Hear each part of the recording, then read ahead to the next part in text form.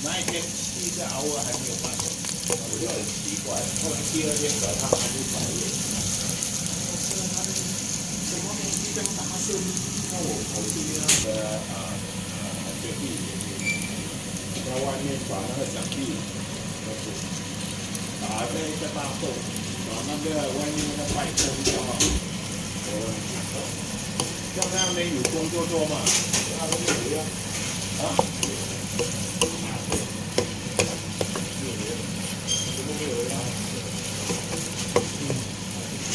你其实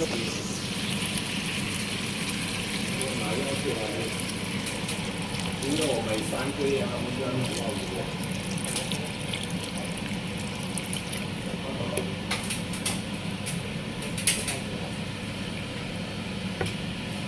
所以耐久嘛，就是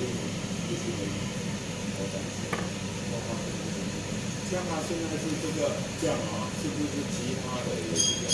没有，他有时候啊，因为那个日子的还好其他，对吧？他讲他要就是那个。